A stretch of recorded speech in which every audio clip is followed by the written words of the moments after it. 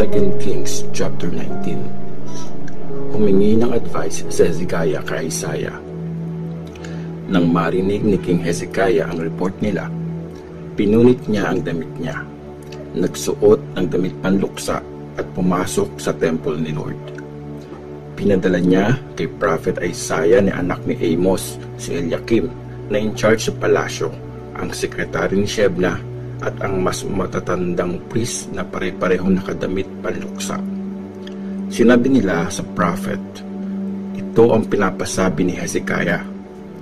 Araw ngayon ng kahirapan, kaparusahan at kahihiyan, para tayong mga babaeng manganganak na walang lakas para mailabas ang bata.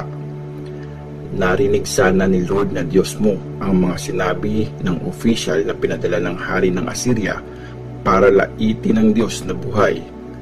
Parusahan sana ni Lord na Diyos mo ang mga lumait sa Kanya. Kaya ipag-pray mo ang mga naiwan pa sa bayan mo.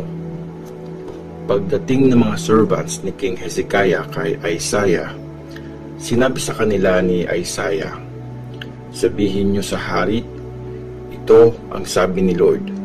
Huwag kang matakot dahil sa mga salitang narinig mo sa mga panlalait ng hari ng Assyria. Magpapadala si Lord ng masamang balita na gugulo sa kanya. Makakatanggap siya ng balita at babalik siya sa sarili niyang lupain dahil dun, at dun ko siya ipapapatay. Nagbanta uli ang hari ng Assyria. Nabalitaan ng official ng Assyria na umalis na sa Lachish ang hari ng Assyria at sinasalakay na nito ang city ng Libna. Kaya pumunta doon ang official na yon. Nabalitaan naman ng hari ng Assyria na sasalakayin sila ni King Tirhaka ng Ethiopia. Kaya nagpadala siya ng mga messengers kay King Hezekiah at pinasabi ito, huwag kang magpapaloko sa Diyos mo na nangako sa iyo na di babagsak ang Jerusalem sa kamay ng hari ng Assyria. Nabalitaan mo naman kung paano winasak ng mga hari ng Assyria ang ibang lupain.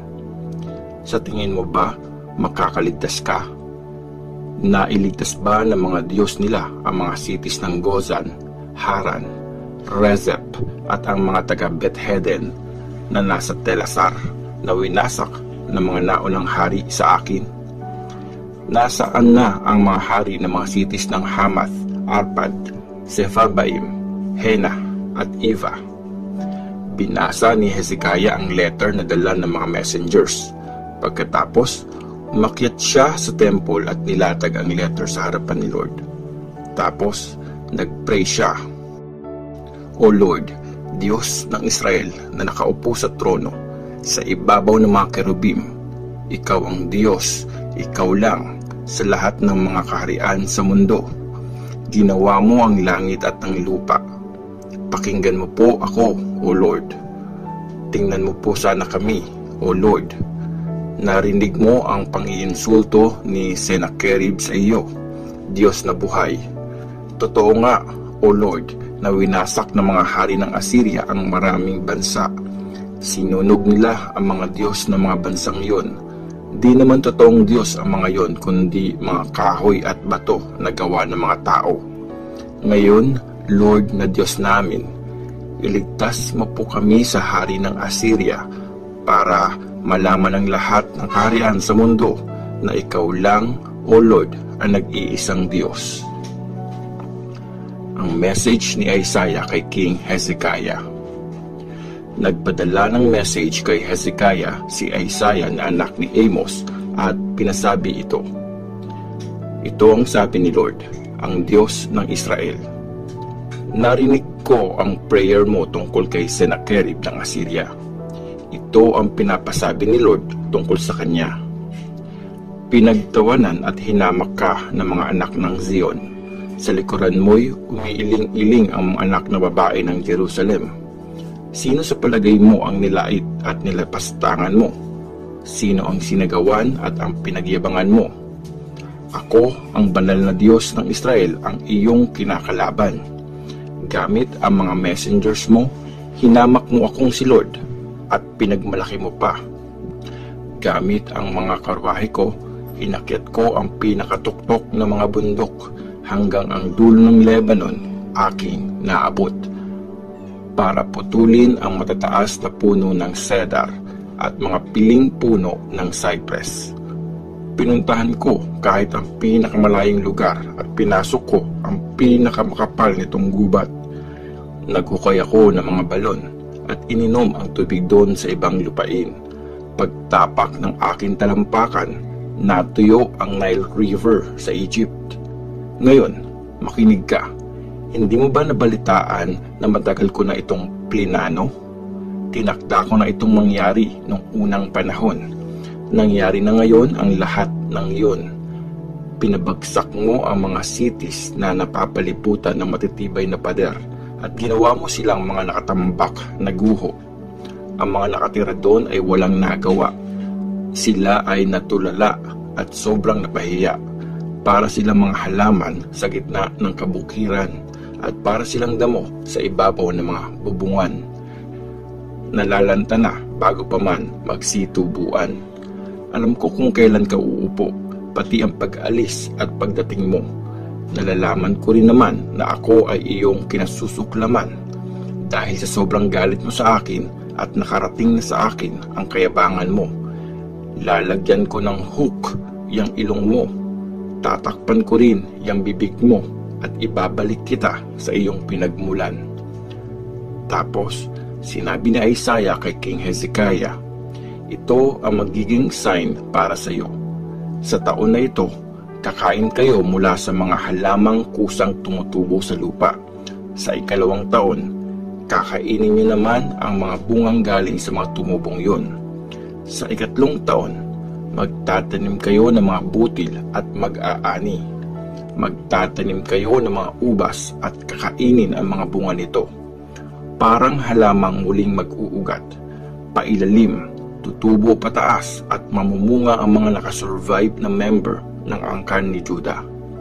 May makakaligtas sa Jerusalem at may makakasurvive mula sa Mount Zion dahil ito ang gustong mangyari ni Lord.